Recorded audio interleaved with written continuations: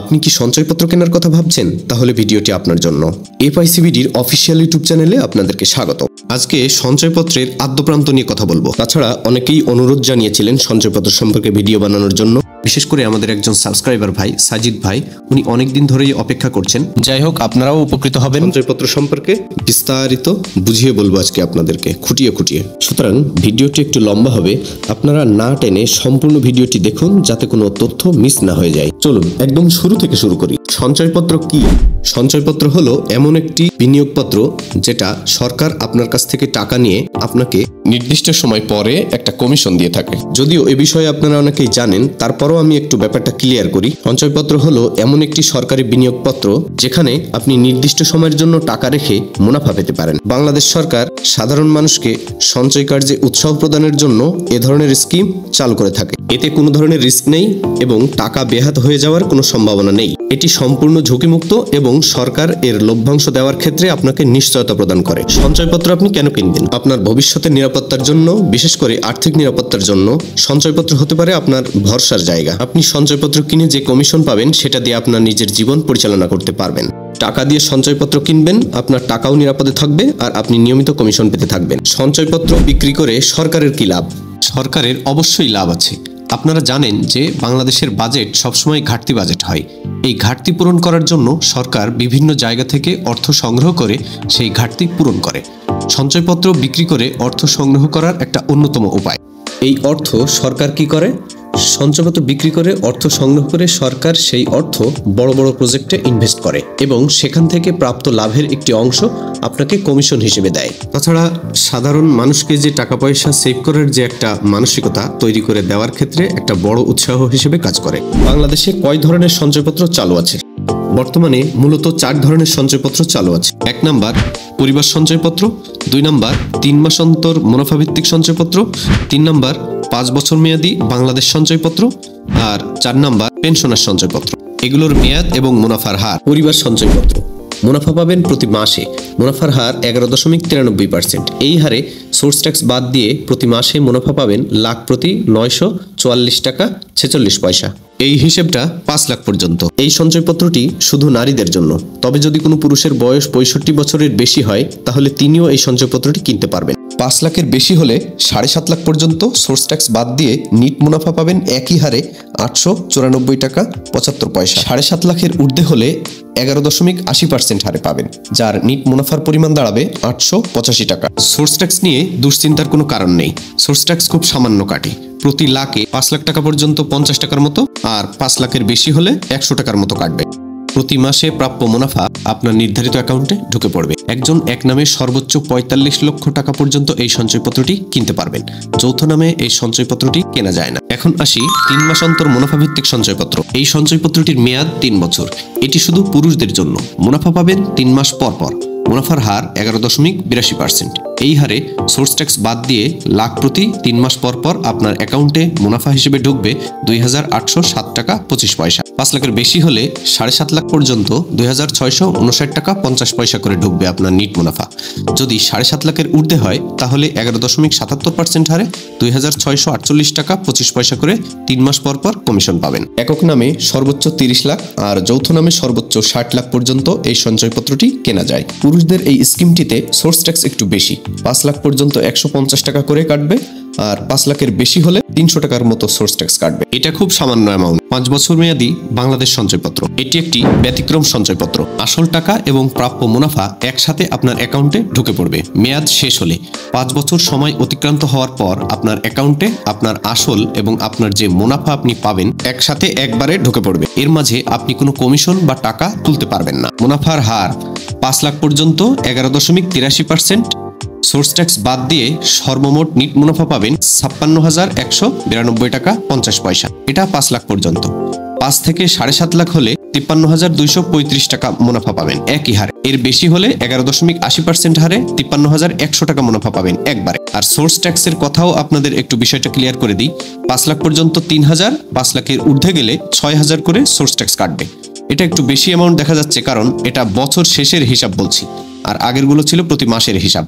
একক নামে সর্বোচ্চ 30 লাখ এবং যৌথ নামে সর্বোচ্চ 60 লাখ পর্যন্ত কেনা যাবে। এবার আসি পেনশনার সঞ্চয়পত্রে। এই পেনশনার সঞ্চয়পত্র শুধু তারাই কিনতে পারবেন যারা সরকারি চাকরিতে ছিলেন, ইতোমধ্যে অবসর গ্রহণ করেছেন এবং নিয়মিত পেনশন পাচ্ছেন। এই সঞ্চয়পত্রের মুনাফার হার 11.98%। 5 লাখ পর্যন্ত কোনো সোর্স ট্যাক্স কাটবে না। 11.98% হারে 998 টাকা 33 পয়সা পুরো মুনাফাটাই আপনি পেয়ে যাবেন, প্রতি মাসে পাবেন। এর বেশি হলে আপনার 7.5 লাখ থেকে লাখ প্রতি 100 টাকা করে সোর্স ট্যাক্স কাটা শুরু করবে। মুনাফা পাবেন সোর্স ট্যাক্স বাদ দিয়ে 898 টাকা 50 পয়সা। 7.5 লাখের বেশি হলে 885 টাকা করে পাবেন। ভবিষ্যৎ তহবিল এবং আনুতোষিক যা পাবেন সেই টাকার উপরেই কিন্তু আপনার ক্রয় সীমা নির্ভর করবে। আপনি সর্বোচ্চ এক নামে 50 লক্ষ টাকা পর্যন্ত এই সঞ্চয়পত্রটি কিনতে পারবেন। ভবিষ্যৎ তহবিল যদি আপনার সর্বসাকুল্যে 50 লাখের নিচে হয়, তাহলে আপনি কিন্তু বাইরে থেকে টাকা দিয়ে 50 লাখ টাকা পূর্ণ করে কিন্তু কিনতে পারবেন না। এভাবে কিন্তু করা যায় না, কেননা পেনশনার সঞ্চয়পত্রটা সরকারি আনুতোষিক এবং ভবিষ্যৎ তহবিল থেকে প্রাপ্ত টাকা দিয়েই এই সঞ্চয়পত্রটি আপনি কিনতে পারবেন। যেহেতু সম্পূর্ণ ডকুমেন্ট আপনার অফিসিয়ালি সংরক্ষিত আছে, সুতরাং এই বিষয়টা আপনাকে মাথায় রাখতে হবে যে আপনি অতিরিক্ত টাকা দিয়ে 50 লাখ পূরণ করে কিনবেন সেটা পারবেন না। আনুতোষিক এবং ভবিষ্যৎ তহবিল মিলিয়ে যদি 50 লাখের বেশি হয়, তাহলে তো 50 লাখে কিনতে পারলেন, কিন্তু কম হইলে আপনি বাকি অন্য টাকা দিয়ে ফিল আপ করতে পারবেন না। কম হইলে কমই কিনবেন। কারা আবেদন করতে পারবেন? বাংলাদেশের স্থায়ী নাগরিক, সুস্থ মস্তিষ্ক সম্পন্ন, 18 বছর বয়সের অধিক, 18+ যাদের বয়স হয়েছে, যে কেউ এই সঞ্চয়পত্রগুলো কিনতে পারবেন। 18 বছর বয়সের কম হলে এই সঞ্চয়পত্রগুলো কিনতে পারবেন না। কোনো ধরনের সঞ্চয়পত্রই কিনতে পারবেন না। পেনশনের সঞ্চয়পত্র কেবল পেনশন হোল্ডারগণই কিনতে পারবেন। আবেদন করতে প্রয়োজনীয় কাগজপত্র কি কি লাগবে? ভিন্ন ভিন্ন স্কিমের জন্য ভিন্ন ভিন্ন ফর্ম আছে। আপনার সংশ্লিষ্ট ফর্মটি আপনি সংগ্রহ করে ফর্মটি সঠিকভাবে পূরণ করবেন। প্রয়োজনে অফিসারদের সাহায্য নেবেন। আপনার ভোটার আইডি কার্ডের ফটোকপি, 2 কপি ছবি, ছবির পিছনে অবশ্যই আপনার নাম লিখবেন। আপনার নমিনির ভোটার আইডি কার্ডের ফটোকপি এবং নমিনিরও 2 কপি ছবি, অবশ্যই ছবির পিছনে আপনার নাম এবং নমিনির নাম উভয় নামই লিখবেন। নমিনি যদি 18 বছর বয়সের কম বয়স্ক হয়, তাহলে প্রত্যয়নকারী অভিভাবক, যে অভিভাবক প্রত্যয়ন করবেন সেই অভিভাবকেরও ভোটার আইডি কার্ডের ফটোকপি লাগবে। আর পেনশনারদের ক্ষেত্রে পেনশন বই এবং ভবিষ্যৎ তহবিলের মঞ্জুরি পত্রের সত্যায়িত ফটোকপি লাগবে। 10 লাখ টাকার বেশি পরিমাণে যদি সঞ্চয়পত্র কিনতে চান, তাহলে অবশ্যই আপনাকে সর্বশেষ প্রদেয় আয়কর রিটার্ন স্লিপ জমা দিতে হবে। আর অত্যন্ত গুরুত্বপূর্ণ কিছু তথ্য যেগুলো আপনার অবশ্যই জানা দরকার: সব ধরনের সঞ্চয়পত্রের ক্ষেত্রে 5 লাখ বা তার কম হলে প্রাপ্ত মুনাফার উপরে 5% হারে এবং 5 লাখের বেশি হলে 10% হারে সোর্স ট্যাক্স দিতে হয়। পেনশনারগণের ক্ষেত্রে 5 লাখ পর্যন্ত কোনো সোর্স ট্যাক্স নেই। আপনি ভিন্ন ভিন্ন স্কিমের সঞ্চয়পত্র কিনলেও একটি এনআইডি দিয়ে, অর্থাৎ আপনার ভোটার আইডি কার্ড, একটি ভোটার আইডি কার্ড দিয়ে আপনি সর্বোচ্চ ক্রয়সীমার উপরে আপনি কিনতে পারবেন না, সেটি হলো 50 লাখ। সেক্ষেত্রে পেনশনারগণ 1 কোটি টাকা পর্যন্ত কিনতে পারবেন একটি এনআইডি দিয়ে। যৌথ নামে কিনলে একটি এনআইডি আলাদা আলাদাভাবে হিসেব করা হবে। এক এনআইডিতে 50-50 করে আপনি কিনতে পারবেন। অর্থাৎ এক নামে এক এনআইডি দিয়ে আপনি বিভিন্ন স্কিমের সঞ্চয়পত্র কিনলেও 50 লাখের বেশি কিনতে পারবেন না। আরেকটি গুরুত্বপূর্ণ বিষয়, যদি নির্দিষ্ট মেয়াদ পূর্ণ হওয়ার আগেই সঞ্চয়পত্রটি আপনার ভেঙে ফেলতে হয়, তাহলে আপনাকে অবশ্যই এই বিষয়গুলো মনে রাখতে হবে। সেটা হলো, আপনার সঞ্চয়পত্র এমন সময় ভাঙবেন যাতে আপনার বছর পূর্ণ হয়। ধরুন আপনি আজকের তারিখে সঞ্চয়পত্রটি ক্রয় করলেন, আগামী 1 বছর পরে গিয়ে আপনি সঞ্চয়পত্রটি ভাঙবেন। তা না হলে তার আগে যদি আপনি ভাঙেন, তাহলে যত মুনাফা আপনি এ যাবৎ পেয়ে এসেছেন, ধরুন আপনি 12 মাসের জায়গায় 11 মাসে গিয়ে সঞ্চয়পত্রটি ভাঙছেন, তাহলে আপনার মোট 11 মাসে প্রাপ্ত সকল মুনাফা আপনার মূল টাকা থেকে সমন্বয় করে নেওয়া হবে। আপনার এই বিষয়টি অবশ্যই জেনে শুনে করতে হবে এবং সঞ্চয়পত্র ইমার্জেন্সি ভাঙার প্রয়োজন হলে অবশ্যই এই বিষয়টা মাথায় রাখবেন। এজন্য কষ্ট করে হইলেও বছর পূর্ণ হওয়ার আগে সঞ্চয়পত্রটি না ভাঙাই ভালো। কিভাবে, কোথায় গিয়ে সঞ্চয়পত্র কিনবেন? সঞ্চয়পত্র কিনতে হলে আপনাকে যেতে হবে সরকারি সঞ্চয় অফিসে, সরকার অনুমোদিত এবং আর্থিক প্রতিষ্ঠানে, অথবা নির্ধারিত ব্যাংকে। সোনালী ব্যাংক, রূপালী ব্যাংক, জনতা ব্যাংক, অগ্রণী ব্যাংক, রাষ্ট্রায়ত্ত যে কোনো সরকারি ব্যাংকে গিয়ে আপনি সঞ্চয়পত্র কিনতে পারবেন। তবে সেদিন আর বেশি দূরে নয়, হয়তো আপনার হাতে থাকা স্মার্টফোন দিয়েই আপনি সঞ্চয়পত্র কিনতে পারবেন। চালু হলে অবশ্যই আপডেট জানিয়ে দেওয়া হবে। আর সাবধান থাকবেন, কোনো দালাল এবং প্রতারক চক্রের ফাঁদে যেন পা দিবেন না। আপনার কষ্টার্জিত টাকা যাতে নিরাপদ থাকে, আপনি সঠিক জায়গায়, সঠিক স্থানে, সঠিকভাবে যাতে ইনভেস্ট করতে পারেন, সতর্ক থাকবেন। আর অবশ্যই আপনি সরকার অনুমোদিত প্রতিষ্ঠান থেকেই সঞ্চয়পত্রটি কিনবেন। কোনো প্রাইভেট বা কোনো এনজিও বা বেশি সুবিধা দিবে, লোভ দেখাবে বা আমরা বেশি পার্সেন্টেজ দিব, এরকম কথা বলে যদি কেউ আপনাকে সঞ্চয়পত্র কেনাতে চেষ্টা করে, অবশ্যই সেটা অ্যাভয়েড করবেন। আশা করছি ভিডিওটি আপনাদের অনেক উপকার এসেছে।